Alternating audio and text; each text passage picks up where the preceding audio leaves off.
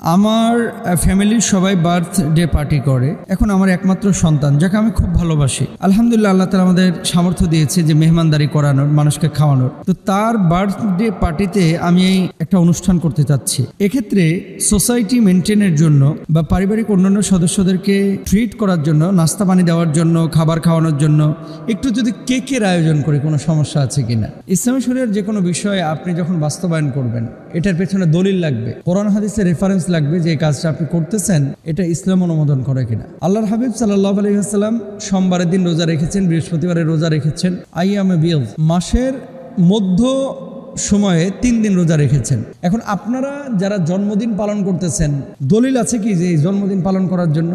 কোনো দলিল নাই কিন্তু। অথচ আল্লাহ সুবহানাহু ওয়া তাআলা কুরআনুল কারীমে কি বলছেন? সূরা আরাফের 3 নম্বর আয়াতে খেয়াল করুন, ইত্তাবিউ মা উনজিলা ইলাইকুম মির রাব্বিকুম ওয়া লা তাত্তাবিউ মিন দুনিহি আউলিয়া। কি বলছেন? তোমরা অনুসরণ করো যা তোমাদের প্রতিপালকের পক্ষ থেকে অবতীর্ণ হয়েছে এবং আল্লাহকে বাদ দিয়ে অন্য কোনো বন্ধু বা অভিভাবকের অনুসরণ করো না। সূরা আরাফের মধ্যে আল্লাহ তাআলা এই কথা বলেছেন।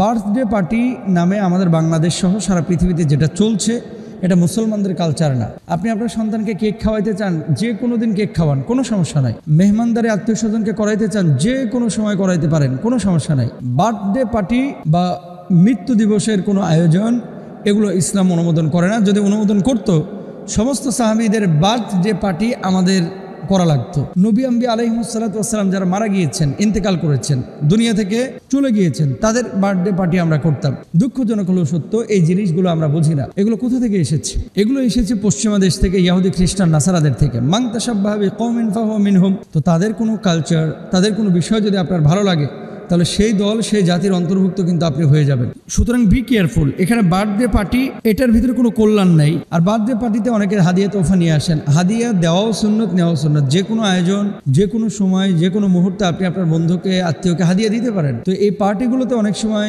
আপনার উন্মুক্ত প্রদর্শন হয়, ছেলে মেয়েদের পর্দা ঠিক থাকে না, নজর ঠিক থাকে না। এই জন্য বলবো যে ছেলে মেয়ে যদি বায়না করে, তাহলে অন্যভাবে তাকে ঘুরতে নিয়ে যান, অথবা তাকে খাওয়ান, অথবা ভালো কিছু আইটেম রান্না করে দেন, অথবা তার পছন্দের জিনিসটা তাকে কিনে দেন।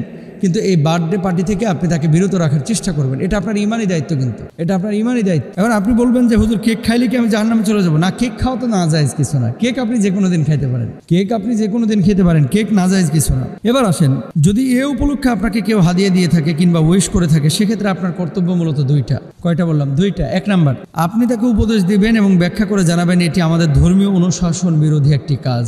সুতরাং তুমি যে উপঢৌকন দিচ্ছ, এই উপঢৌকনটা আমি অনিচ্ছা সত্ত্বেও গ্রহণ করলাম। আর যদি তুমি অখুশি না হও, যদি খুশি হও বা কিছু মনে না করো, তোমার হাদিয়াটা তুমি ফেরত নিয়ে যাও। আপনারা ডিরেক্ট বলবেন। কারণ এই ধরনের কালচার, আমি দুঃখজনক হলেও সত্য, বাংলাদেশে হাজার হাজার ফ্যামিলি আছে যারা বাচ্চার আকিকা দেয় না, কিন্তু জন্মদিন বা বার্থডে পার্টিতে 2 লাখ, 2.5 লাখ, 3 লাখ, 5 লাখ, 10 লাখ পর্যন্ত খরচ করে, অথচ বাচ্চার আকিকাটা পর্যন্ত এখনো দেয় নাই। এরকম অনেকে আছে, বাচ্চার তাহরিক করে নাই, ডান কানে আজান, বাম কানে একামত দেয় নাই, চুলের সমপরিমাণ সাদাকা করে নাই, অথচ নিয়মিত ঢাকঢোল পিটিয়ে কাজগুলো করতেছে। সারা বছর টাকা জমায় অনেকে বার্থডে পার্টির জন্য। আর কিছু বন্ধুরাও আছে, ফেসবুকে তো অটো এখন চলে আসে যে আজকে কার জন্মদিন, তো চলে আসলে কি করে, উইশ করে। আর কিছু বন্ধু খোঁচাইতে থাকে, কিরে দোস্ত ট্রিট দিবি না? এই ট্রিটে যায় বন্ধুরা আবার ফাইড়া ফেলায় একেবারে 2200, 2500, 2000, 5000, 10,000 পর্যন্ত খায় ফেলায়। তো এই ট্রিট মিট এগুলো বন্ধ করেন। যে কোনো সময় আমরা মানুষকে খাওয়াবো, এটা আল্লাহর কাছে পছন্দনীয় কাজ। কোনটা? মানুষকে কোনো অকেশন ছাড়াই আল্লাহকে ভালোবেসে খাওয়ানো। আল্লাহ তাআলা বোঝার তৌফিক দান করুন।